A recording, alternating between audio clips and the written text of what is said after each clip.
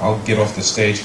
Katie Moussouris, has been speaking for many years as an expert. She's the Chief Policy Officer at HackerOne, 2011 Executive Women's Forum Woman of Influence Award, and she led the Security Community Outreach and Strategy team responsible for Microsoft's Bounty programs. She took that to a whole nother level, and we're really glad that she could join us here today. So, Katie, come share your wisdom with us. We look forward to hearing what you've got to say.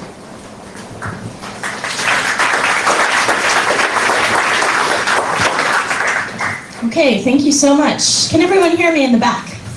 Yes. Yes, excellent. I am so pleased to see so many of you on the morning of the Day 2 keynote when this beautiful atmosphere is happening, and that reception was really nice last night. So I appreciate you coming out. Thanks to the organizers and the sponsors for this conference. I'm really happy to be here. So, oh, and is someone keeping time for me? All right. Computer. I volunteered him to keep time for me. That's nice. All right. So, how many of you already know what an SDL is? Security Development Lifecycle. Okay. Bug bounty. Anybody know what that is? Great. Vulnerability coordination. Vulnerability response, as in dealing with the hacker community. Okay. We're going to go over some of these topics at a high level and actually talk about how bug bounties and vulnerability coordination actually integrate into a security development lifecycle. A lot of organizations feel like they're a little intimidated by dealing with the hacker community, and considering I did this for 7 years on behalf of Microsoft, I can tell you that even with that many products, even with that many versions to support, even with a broad portfolio, it's not as scary or intimidating as it seems. We're going to go through a case study today and talk about some of the ways that the Microsoft bounty programs actually fed into and enhanced the security development lifecycle, as any vulnerability coordination program should. And we'll talk about some strategies for getting started with your own SDL if you don't have one, God help you, and your own vulnerability coordination program. And then we're going to talk a little bit at the end about some of the recent laws that have been getting discussed around security vulnerability research and what we can do about it. Okay, so there are a lot of words on this slide. I'm sure you can read. I've been doing security for quite a long time. Started out my computing career as a Linux developer, and pretty much decided that I wanted security to be the thing that I did. It was my passion. I'm much better at breaking things and breaking systems down than I am at building them. But I developed a healthy regard for those who build software, and worked for part of my career at Microsoft on the SDL team as well. So I got to see it from the proactive and the reactive sides during my time there. Doing it at that scale was certainly instrumental in some of the organizational empathy that I was able to build and understand what the engineering teams really needed, and be able to create bounty programs that a company that had said that they would never pay hackers money for vulnerability information ended up embracing. So in other work in my past 8 years of my life, I've also been a professional masochist in that I have been working on ISO standards. So doing this work, I actually ended up doing subject matter expert work for the U.S. National Body on Vulnerability Disclosure, because I had written Symantec's Vuln Disclosure Policy, and I'd written Microsoft's Vuln Disclosure Policy. And when somebody from Canada, do we have any Canadians? Don't raise your hand now, because this is a bad time. No. I tricked you.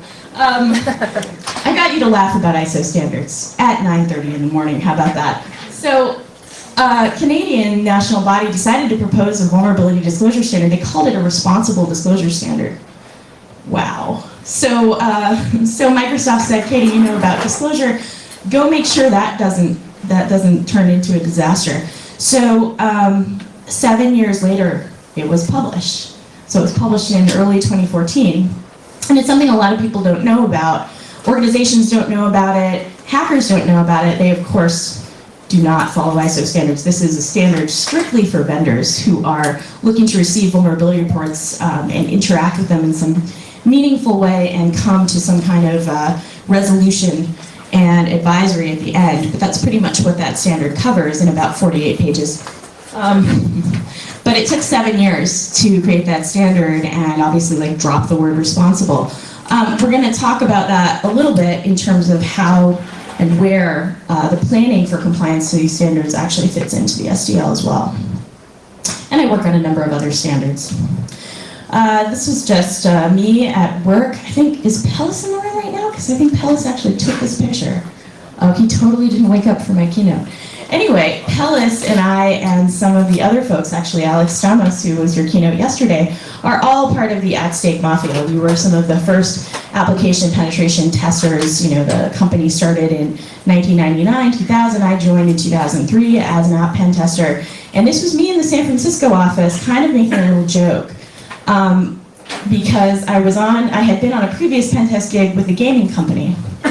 And they had decided to give me this pink hoodie as a thanks for my work. And I said, I don't actually wear that color, but you know, for you, I'm gonna wear that color. And the next gig, I'm gonna buy a matching, in this case, it was a Hello Kitty television to test their games and their online games. But I mentioned organizational empathy, and this was one of the best lessons that I got in that being a pen tester working on a penetration test for a gaming company, you ended up understanding more about what actually concerned them in terms of security threats. And for me, the eye-opening aha moment was when they essentially said that, you know, yes, credit card theft and PII theft is certainly a concern on our platform. However, cheating and the ability to essentially make this game not fun for people to play is something that we're more concerned about. So having to look through that lens as a pretty pure security person at the time really taught me a lot about organizational empathy, and that did come into play a lot in terms of dealing with getting Microsoft to do bounty programs. So this is just a resource slide. I'm sure they'll make the slides available later, but these are some ways to describe a security development lifecycle or some sort of means to build security into your development process, because we should all know that it's actually a lot less expensive and painful to prevent as many security vulnerabilities from going out the door as possible, right? So in terms of bug bounties, I look at bug bounties really as just another word for incentive. The programs that I created at Microsoft were more structured incentive programs, and I'll go through the examples in the case study. But a bug bounty as sort of nomenclature is misleading in a lot of ways. And I think a lot of people end up being intimidated. How many of you run bug bounty programs? A few of you. How many of you are thinking about it? Okay. How many of you, yeah, thinking about it, right? But how many of you have heard certain objections like, we'll never be able to compete with the black market? You heard that one? Yeah, that's a good one. We're going to talk about analyzing market gaps and creating incentives that actually look at levers other than price. Okay, so there are no one-size-fits-all bounties. If you've ever been a penetration tester or worked with pen testing companies, you'll know that they'll always want to scope the engagement, right? So the similar things need to happen with scoping a bounty program. One of the best returns on your investment for a regular vuln coordination program with no cash rewards and a bounty program is if you can align what you're asking the research community for with your engineering goals. And that way sort of integrate them as a broad, extended team to help your security get better over time. And it also cannot replace penetration testing. I've heard a lot of people talk about the cost effectiveness of bounty programs and say, you know, oh, this is great, so much cheaper per bug.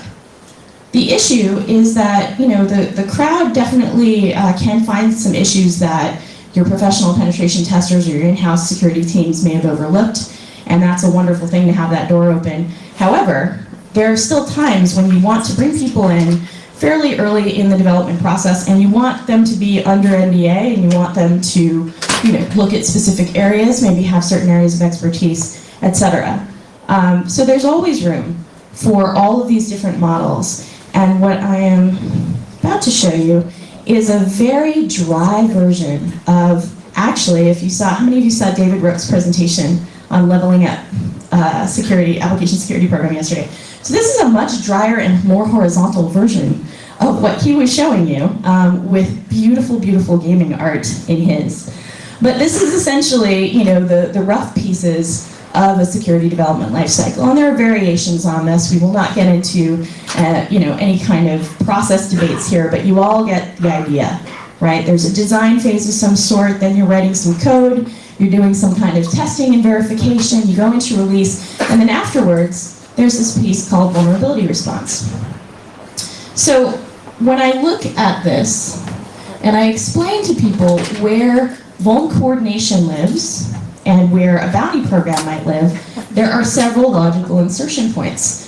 So penetration testing can often happen in this phase. It can be an in-house thing, it can be a mix of in-house and third-party, but there are also ways to do it with an invitation-only bounty program. There was a similar program that I ran at Microsoft for many years before the public bug bounties ever came into being, and that was getting individual researchers who had reported some very interesting issues into the company under contract to find bugs full-time. So that is a version of an invitation-only bug bounty program, but it feels and looks a lot like a penetration test. So it's got similar elements to both. And what I really want to stress here is that so many organizations overlook the fact that this is part of your extended security team. The hackers of the world who want to come to you and report security issues are actually there to help. We do not live in the world of Austin Powers, where Dr. Evil is outlining his massive plan to destroy you via a vulnerability report. So that's not happening. So I mentioned the ISO standards this morning. During the release phase, when you're planning on how you are going to respond to security incidents, that would also be a great time to make sure that you are following international best practices for vulnerability disclosure and interacting with the hacker community, have a really easy to find front door, and have a meaningful way to communicate to affected users, whether they are end users or part of your software supply chain, upstream or downstream. Basically, people affected by your security issue, have a way to communicate with them via an advisory or bulletin or notice, some way to do this that gives them meaningful information, including things like affected versions, how to tell if you're affected, where to get a mitigation or where to find a patch, and the ultimate severity of the issue should the issue actually be exploited. That kind of meaningful information is codified in ISO 29147. ISO 30111 is more of the process of doing the actual investigation, the triage, the root cause analysis internally to your organization, and that one actually applies whether the bug was reported from the outside or it was found through your internal testing processes. So they're both important for you to have, and certainly even if you don't have a vulnerability coordination face to the outside world that 29147 says you should have, 30111 pretty much applies to everybody. So finally, you're in the response phase, and I don't know if you can see any of that, but it says execute response plan, execute vulnerability coordination program, and potentially, if your response is mature enough and you've invested enough in the earlier phases of your SDL, perhaps you might be ready to run a public bounty program. So I spend a lot of time actually counseling some potential, folks who want to use the HackerOne platform into not running a bounty program right away. You'd think I'm Captain Bounty, but actually, it's more about making sure that their organization is ready and prepared to deal with vulnerability response at that scale, and often starting them out with an invitation-only bounty program, just like Microsoft did, when Microsoft had pretty much unlimited resources to deal with this, and still has one of the biggest software security teams in the world. Okay, so mentioned David. I saw his slides. I was jealous of his art, and I said, please send me your art slides, because they're so pretty. Look at that. So I deliberately left like the font problems in here so you'd know I just ganked his slides. He said I could do this. But look at these glorious pictures, right? So much better. Yeah, no, these are great. So what I actually wanted to get to here is that even when you've done as much as you can do through all of this art, let's just, look, this one's beautiful. Even if you've done as much as you can do, all software contains bugs. At the end of the day, you will have this sad little guy somewhere in your organization. You'll be so sad because vulnerabilities do slip through. And it's a matter of what you're going to do about it. So, let's time check. I'm going to go into the case study next, and I can talk about this for days. This work right here that I'm going to talk to you about represented 3 years of my life getting launched, and then another year of running the programs. Great, okay. So, we're going to go through the initial bounty program goals, what the overview was of the bounty programs that were actually launched, and then talk about how they actually mapped back in and fed back into the SDL. So, there were several different goals. So, overarching, there were 3 bounty programs that were launched, and we'll go through those in detail. But the goals were to learn about any vulnerabilities that remained at the end of that process, and that sad little character at the end. Learn about any vulnerabilities that remained in the code as soon as possible after it was released.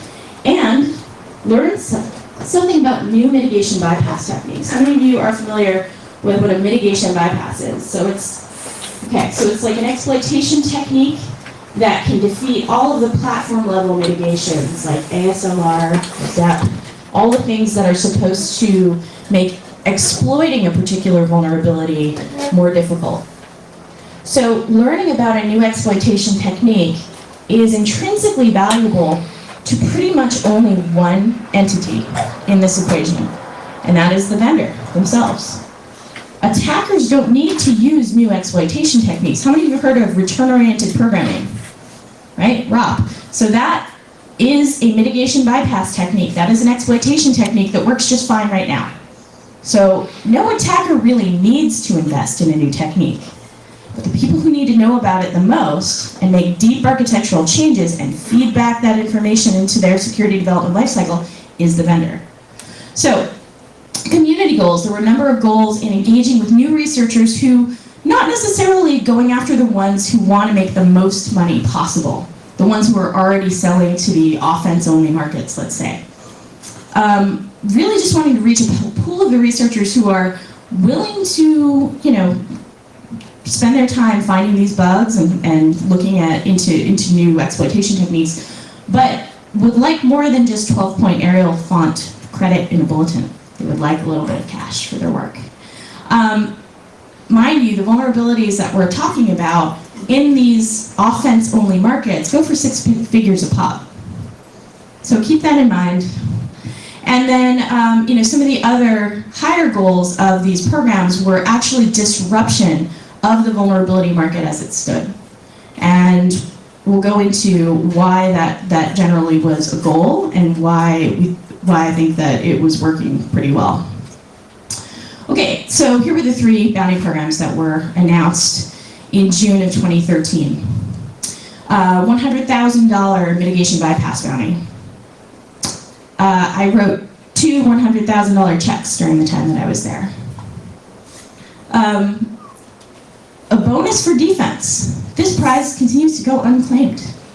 And why is it less than the $100,000 exploitation technique bounty, even though defense is actually pretty hard?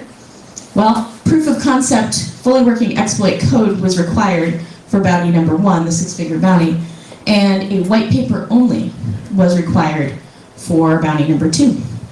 So that bounty still has gone unclaimed, but I think it's still very important to make sure that you've created an incentive for defense as well. The IE11 preview bug bounty was the only true bug bounty in this trio of bounties that was launched. It was a time-bound, 30-day bounty at the beginning of the IE11 beta period. So I'm going to show you some data. Can you see this? Okay, do you see there's like a dotted yellow line here? Right. And you see the blue line. So what this represents, the blue was actually IE10 data, actual bug reporting trends. So this is during the beta period, and you'll see a break in the graph and then a big spike. What do you think, any guesses? And nobody who works at Microsoft can answer this question. Any guesses on what that spike represented? Out of beta, exactly. So that was after code was released to manufacturing. So that was RTM right there.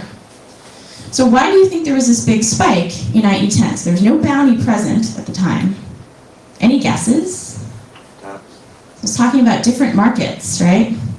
But there were all these altruistic hackers who had, would keep reporting vulnerabilities to Microsoft for free. Where were they? Do you remember their currency? 12-point Arial font in a bulletin. There are no bulletins for vulnerabilities that are fixed during beta. So even the most generous of hacker souls who are out there were inadvertently trained to sit on their bugs during the period that it would have served the engineers and the customers the best if they could have just come forward. So you'll see a few would come in, and these are all rated critical or important, so these are bulletin class vulnerabilities. A few came in, but not many, and then a big spike. So what do you think the other markets were doing? What I call the offense market, and that would be your nation state who's only using these vulnerabilities for attacking other entities and spying on you. So there's those. And then there's the mixed use market, where they may be buying them and trading them for either purpose, offense or ostensibly defense. Those markets also are not buying during this period. Why?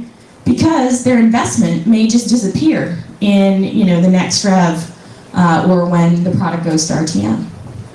So there was a gap in the market.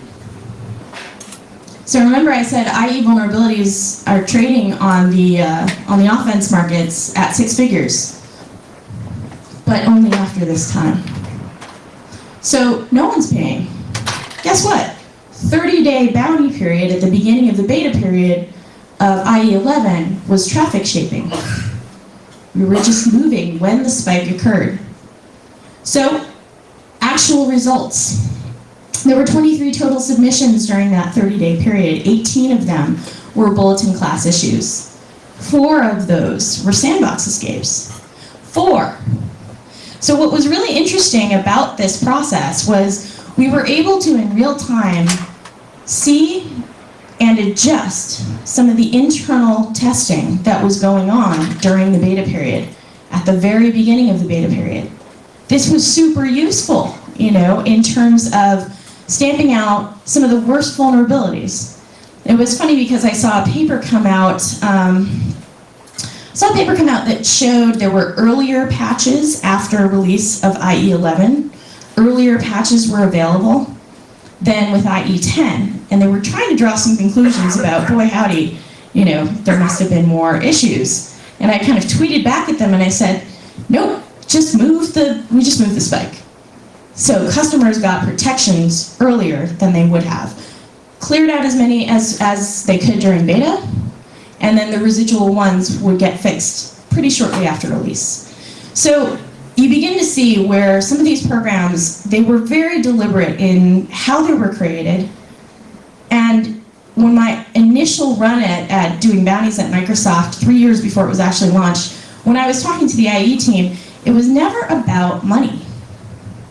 This was never about sort of a cost-benefit analysis, because how many of you think that bounty programs or penetration testing is a really efficient way to find bugs? No, right. So it's not the most efficient way to find bugs, but it is a very efficient way to harness the power of the security research community and direct them to where you would like them to look, at a time you would like them to look. So, future SDL requirements were influenced on the fly by these programs. Because, you look at those 4 sandbox escapes, sandbox escapes can basically be used, to leak address-based information, that kind of thing, and make exploitation of other bugs easier. So these are powerful bugs, that have been revealed. Remember, I also said community goals of interacting with some hackers who, are good folks but would like to get paid for their work. There was one hacker who came in with 6 of these bulletin class issues, and prior, Microsoft had never interacted with this person directly. He had only gone through ZDI. So he was part of this group that would come in on this spike. And he just said, well, that's great. I'm just gonna go ahead and give you my bugs earlier. So, all right, James and the Giant Check. This was really funny. So he had already gotten the bounty awarded to him and all of that stuff. And I was at a conference with him, and he said, I just picture you, a blue hat, handing me a giant check. And so I'm like texting my marketing people, going, he wants a giant check, make a giant check. Because we're apparently going to hand it to him on stage at Blue Hat. So this was, I did sign it, but that's not my real signature. This was in the green room, behind the stage at Blue Hat, and I signed this giant check. This was a historic moment because a lot of people remember the how do you outbid the black market. So one, you saw when the IE data, you didn't have to. Oh, I didn't mention the grand total price of these 18 bulletin class vulnerabilities. Anybody want to guess how much was paid out in total? That is a great guess. So there was $1 million guess. Anybody else? It's like The Price is Right. Closest without going over wins. Who's got one? Nobody remembers The Price is Right. Oh my God, I'm sold. $1.1 million. 500,000. Okay. 200,000. Oh, can't be more than $250,000. Says the guy who works at Microsoft. Cheating. Okay, guy who's paying attention. All right. It was a whopping total of $28,000 and change. Because on average, basically, there were different tiers of payout. The most that they could get paid for a remote code execution vulnerability with a fully working exploit was $11,000. The closest we came to paying that out was a $10,000 one because the exploit wasn't quite reliable. I gave the guy a pass because, I think he and his wife had just had their 3rd child, so I sent him $10,000 and a little blue hat onesie. There were a lot of dads in that group, actually. There was another one who works at Google who I was like, oh, and you get a onesie, and you get a onesie, and you get a onesie. But, and some money. But the average price paid out was $1,100, which was essentially, give us the bug and a POC, not a fully working exploit. And that was as far, as much work as most people wanted to do, especially considering this is on the latest version of the platform at the time, with the most built-in platform-level mitigations at that point, right? So, here we go. All right, James and the Giant Check. So outbidding the market is not a true lever. If you think about it, the resources of an adversary like a nation state, they are not going to just be like, oh, well, that vendor just raised their prices. I guess we go home. Can't buy any, can't compete with that. No, they just get more. So you'll be in a race you can't win if you're only thinking in this plane of price. So it's a multi-dimensional issue. And if you think about the market timing, and you think about the ways that your particular hackers behave around your issues, whether they're trading on other markets, or whether they're coming to you for free, and what incentives you're providing to them that are non-monetary incentives, like credit or onesies. I suppose that onesie had value, but not like $100,000 onesie, right? So this was interesting. So up until that point, people were skeptical that Microsoft wasn't paying enough, and that something as valuable as an exploitation technique, a brand new one. These are rare. Do you remember when return-oriented programming came out? Somebody in this room remembers, but they're on their phone right now. Wasn't 90, okay, Return to libc, yes, the granddaddy of, okay, this guy remembers the original. But when ROP was explained, right? 07. right? And here we were, right, exactly. So it was '07 that it was, this technique became known. Twitter handle of Dion the God, Dionysus Blazakis. I murder all Greek surnames, and I'm allowed to do it because I murder my own. But he was the one who came out and started talking about it. That was 2007. The next time that Microsoft heard of another, basically major development in this area was several years later. And this was how I ended up getting them to approve a year-round, no ceiling declared, like on how many these could be paid out, $100,000 bounty for new exploitation techniques. And that was because at the time there were only two ways, outside of having internal really smart people, which you're having them work on this problem all the time. But from the outside, there were only two ways before this bounty for Microsoft to learn about new exploitation techniques. That was either somebody gave a talk or an attack. Yeah. So the fact of the matter that creating a year-round incentive would provide an attractive thing for, again, you're not trying to compete with people who are always going to go for the highest price.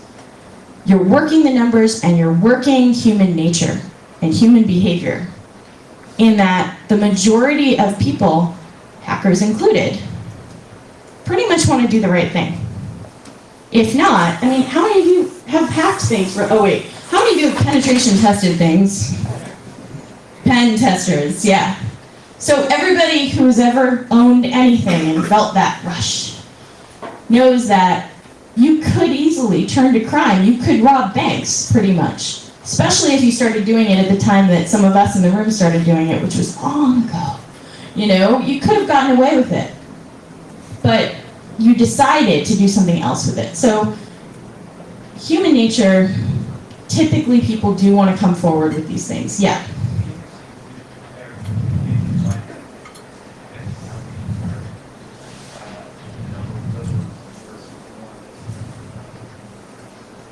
So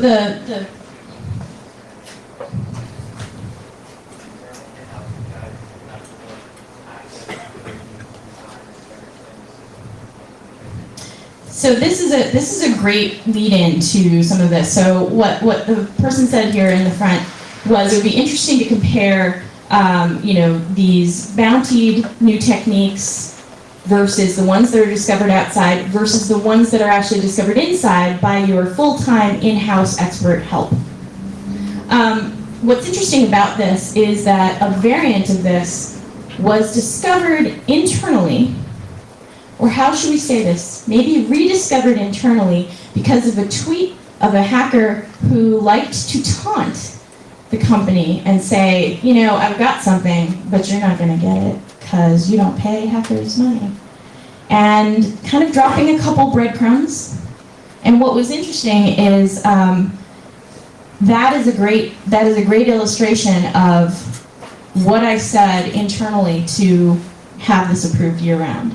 So there was a tweet. Then there were some other tweets from other usual suspects who were sniffing around the potential area. Internally, the guys started looking at what it could be, came up with something, right? And then, fast forward to CanSec West that year, Pwn-to-Own competition. Anybody familiar with VUPEN? Okay, so VUPEN decides to use a certain technique. Why? Not because they didn't think they could get anything for it, but because they knew that technique was about to be blown by a speaker at that conference. So there was all of this stuff leading up to that point, and when that first tweet landed, versus all the way up to the point where Microsoft officially got that new exploitation technique, was about 9 months. 9 months. So, rather than have to wait 9 months and cross your fingers and hope that something's going to come up, and it will be publicly disclosed at the same time that you find out about it, guess what? $100,000. So, this worked hacker came forward, described a bunch of really interesting exploitation techniques. If you're curious about it, he blogged about it extensively, much after the fact. Yeah, it's James Forshaw is the name of the researcher. Yeah.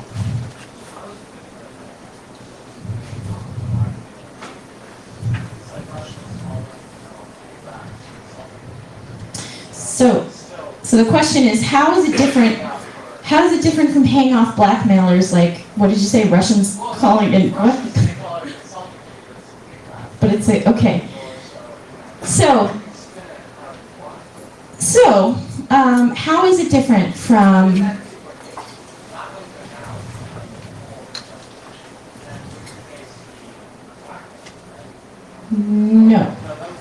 no, different person, yeah. But here's the funny thing, right? So let's say it had been the same person.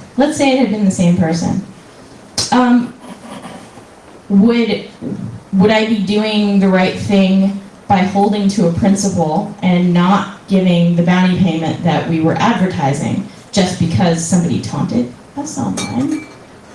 Would that be worth it? I don't think so. So anyway,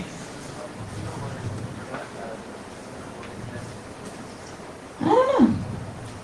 Anyway, okay, so, all right, what's the time that I have right now? Okay, so I've got 15 minutes to wrap it all up, and I can tell you guys are gonna have questions, so I'm gonna start moving faster. All right, so first and foremost, invest in your security development lifecycle. Your heaviest investments have to be here. You are never gonna bounty your way, pen test your way, or pay off, blackmail your way to secure, right? This is not gonna happen. So if you are not making steady improvements and really learning from your mistakes and learning from the community, you're really doing yourself a disservice, whether you have a bounty program or not. Let's say you don't have a bounty program at all. You just have a vulnerability coordination program with the hacker world. One of the great things that I learned when I was at Microsoft was how the SDL got revised. And when I started there, it was revised internally every 6 months. It moved to a year cadence, but essentially, the way that you would get a new SDL requirement into Microsoft's official SDL was you would describe, what kinds of vulnerabilities you were trying to eradicate. You would aim for trying to get rid of entire classes of vulnerabilities. And then give MSRC case number examples of these vulns wouldn't have slipped through if we had this control in place. And that is how you should be using vulnerability coordination in any case. Whether you're offering onesies or 1 millionsies, you need to have this feedback loop. So coordinate the bugs or the bounty program with your users, your customers in mind. Figure out ways that you can feed this back in at a time where it makes sense and aligns with your engineering capabilities. You all know this. Getting a bug report is a blessing and a curse. It's the best of times, it's the worst of times. Somebody gave you a bug report, that's great. Now your engineers have to go and triage that. They have to put it, in a queue of things to fix. And guess what? They're not building your next version of the software. So using the incentives, whether they're onesies or not, to incentivize hackers to help you address bugs earlier, to help you align with your own engineering practices, and create this win-win between the research community and you. Okay, so how do you get started?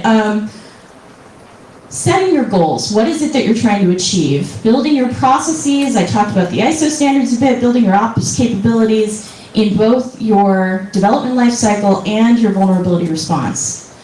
Then, if you have some data, start measuring your trends.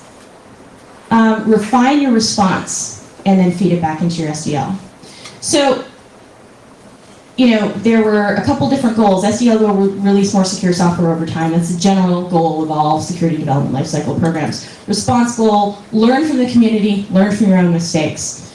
And as I said, if you're not looking at big picture ways to try and eliminate entire classes of vulnerabilities, you're going to play whack-a-bug for quite some time. So you need to look at this strategically, and then adjust accordingly. So this again, it's a resource slide. You'll be able to peruse this at your leisure at some point from OWASP. But I saw that White Hat Security had partnered with OWASP to release a very quick 5 days of setting up an application security program. So that was timely. I think that was like, what, a week and a half ago or something like that, that was released. And then understand these vulnerability disclosure and vulnerability handling process standards. You know, if you want to pay them the money, that's great. I don't see any of it, just so you know. I think I made a video on YouTube that's 20 minutes long, so if you want the crash course, there it is. And then what happens next is you have to determine your realistic bug servicing capabilities. So you will get an initial spike of reports. Whether you are starting your very first vulnerability coordination program or bug bounty program, you will experience a spike. Plan for it, deal with it, it's okay. One of the funniest things that I ever received was, does anybody remember the Blue Hat Prize? This was a couple years before the bounty programs. This was a contest for defense technology, and it was over $250,000 was offered for this. Top prize was $200,000. Submission that I got in that initial spike, a lot of spam, a lot of real inquiries, a lot of things, you know, where people didn't understand what a mitigation bypass really was. The best one was a flying machine. Treasure those moments, because really, when you're in the middle of a spike of launching something new and you get someone saying, I've got it, it's a flying machine, and here are my plans. Really cheers you up. So prepare for this, and prepare for the wide variety of things that you will need to triage initially. So it's really important to build your own rapport with your own community of hackers. It's not just important for potential recruiting opportunities and community huggy feels, but it's actually important for you as an organization to learn to interact with these folks. You may want to do some temporary staff augmentation at first, manage that spike. In some of these areas, you know, for those of you who are on response teams, you recognize this, but essentially filtering the noise is something that's going to be pretty important for you at the beginning. Okay, so measuring your trends. If you're starting out fresh, definitely put out a welcome mat for people who want to report vulnerabilities to you. That's a good thing for you. But focus on your SDL. Don't even think about doing a bounty program unless you have really made some solid investments in secure coding.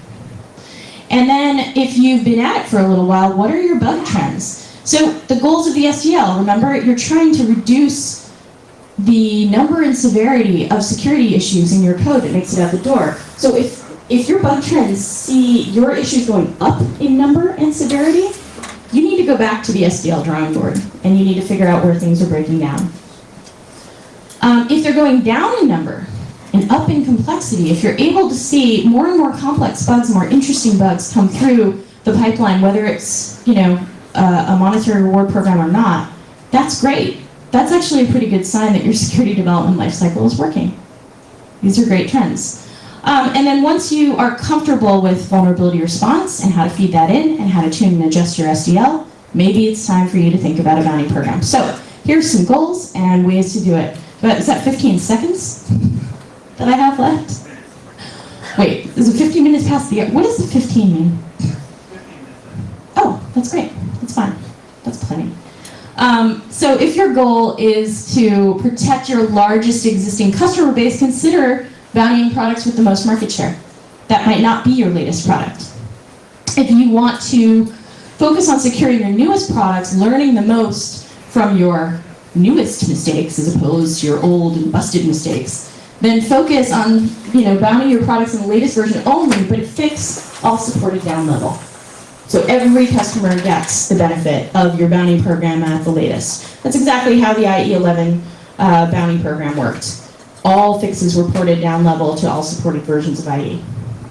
And then if you want to learn about vulns as early as possible, bounty during the beta period, or as we showed in my horizontal, less colorful, no pictures of monsters version of the SDL slide, you can actually do that in an invitation-only program quite a bit earlier in the SDL. And finally, if your goal is to disrupt your adversaries, bounty new attack techniques and provide a research outlet for new defense techniques as well. People may not come forward with that, or they may come forward with impractical solutions, that degrade performance too much or whatever, but you may glean some really interesting concepts just from offering reward for defense. You also get to see out there the pool of people who are interested in defense and potentially good at it. That's a lot harder of a pool to identify through other means in general. Most of the top finishing finalists for that Blue Hat Prize, which was the defense-only prize, were from academia. Okay, so remember, this is the horizontal slide that is less fun than this slide. But the point is, where does vulnerability information feed back into your SDL? How can you use vulnerability coordination and alignment with the hacker community to get better at writing more secure code in the first place? And these are the logical insertion points of these processes. And the sad guy will not be alone, because an army of friendly hackers will be there, which brings me to this. So how many of you heard of the Computer Fraud and Abuse Act, CFAA? Okay, great. It's way many more of you than raised your hands for earlier questions. So how many of you heard about the White House's proposal to amend some of the language of the CFAA? Any of you worried about this? That's great. Me too. Me too. So the Computer Fraud and Abuse Act, in broad strokes, essentially makes doing vulnerability research on specific kinds of systems very risky for a hacker. In 2007, I worked with the MSRC. I had just joined a few months earlier, and we did something that was a big deal at the time. We put a little note on one of our security pages that said, if you take the time to report a vulnerability to us privately and give us a chance to fix it in our online services, which were live production servers running on our equipment, then we will not refer you to legal action. That was a big deal at the time. Other companies definitely followed suit and made it clear that they were not going to try and prosecute friendly hackers. But that only goes so far. Even if you have a bug bounty program, turns out, I've been talking to lawyers, it happens, I'm already doing policy work, I might as well talk to lawyers. But, but even if you have a bug bounty program, that doesn't actually protect security researchers from criminal litigation by the Department of Justice, should the Department of Justice choose. It's just a fact. Yeah. So when the Computer Fraud and Abuse Act it has been in place, and it has had a chilling effect on security research of online services in particular, because it's very risky. Even if there is a declaration of some sort of legal amnesty coming from the company, that doesn't eliminate, essentially, the overarching crime. How many of you saw Alex's keynote yesterday? Okay. So I was in a meeting. Is he here? He's in a meeting right now, is what's happening, right? So I missed it, but I heard that he brought this up as well. And I'm not sure what he said because I wasn't there, but what I will say about this is that the hacker community have been trying to report issues to get them fixed for decades. The areas that are particularly risky for them under the current CFAA are online services. We all use online services. We all use services that are in production in some manner or fashion. And when I think about this problem, I look at it like, can you imagine what a world without hackers coming forward would look like? Remember that grim picture that I was painting of the fact that, certain new attack techniques, impossible to learn about them through any other means except attack.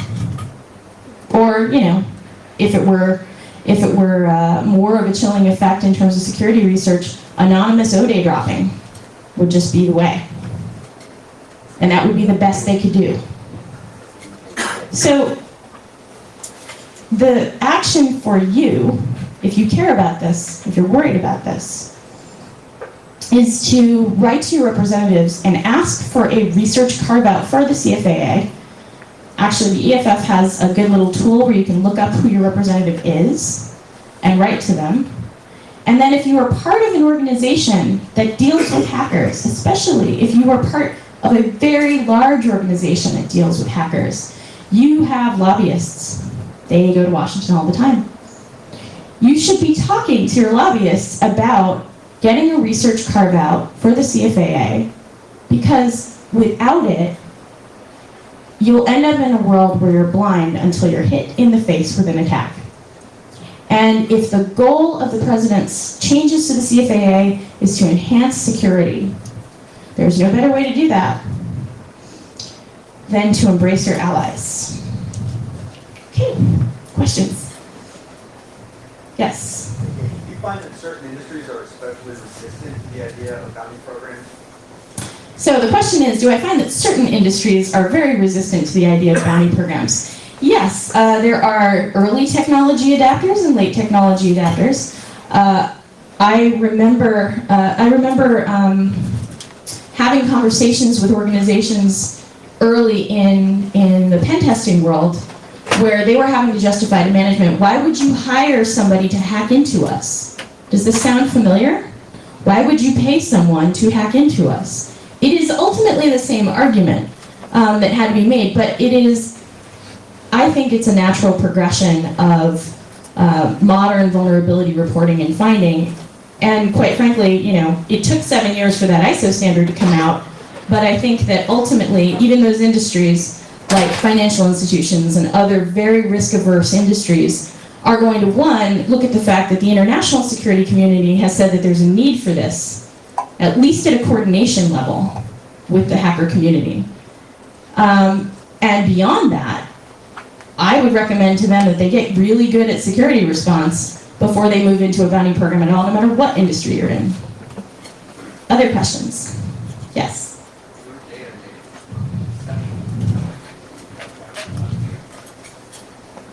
How do you compare data product bug bounty with hiring? So you can hire external pen test and code review, and trust me, IE does, but there are bugs that remain regardless. You can't hire all the experts in the world. And even if you could, they have a fixed amount of time before you have to release your software.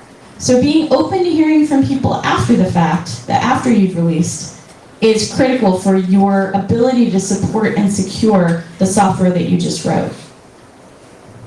Other questions? Yes? You mentioned competing with black market prices. How do you know you scale your bounty? So the question was, I mentioned competing with black market prices isn't the right way to do it. How do you know that you're scaling your bounties right? Well, there are a lot of ways that you can look at it. If you think about how the Microsoft ones were tailored, the individual bug bounty for IE11 was up to $11,000, because it goes up to 11. Thanks. Yes, I'm here all week, folks. Anyway, so there's that. But it did actually work, right? One of the things that we were looking at was, is this enough? We think so, because there's no other player buying at that time. It's either zero or what we were offering. And then the other price point of $100,000 was the price at the once-a-year competition that year, at Pwn to Own. So essentially matching it to the existing defense market was the goal, not outpacing it. One more question? One more.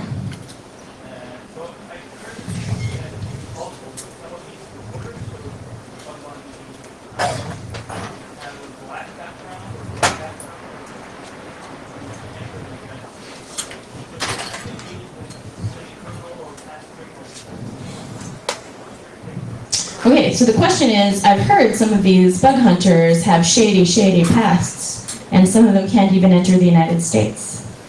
That is a great question. How do I deal with essentially paying criminals? Well, let's see. If they can, yeah, you can pay them in Bitcoin, that's true. No, but put it this way. If they are not in a country that is embargoed by the United States, a trade embargo country, it is technically possible to pay anybody. And why wouldn't you pay someone coming forward with vulnerability information that you have asked for, regardless of their past? Has anyone ever got a speeding ticket? Parking violation. Well, you're not eligible for a salary anymore. I'm sorry, criminals. So the point there is, I'm making light of the subject, but this came up in context of writing the announcement blog. And they said, they tried to edit my blog and say something about, we look forward to working with white hat hackers. I said, no. Actually, any color hat, we are not discriminating on the color of their hat. In fact, right now, they're all green hat hackers. They hack for money. So if they would come forward, they'd be helping us. So that's what we did. All right, I think that's it. Thank you very much.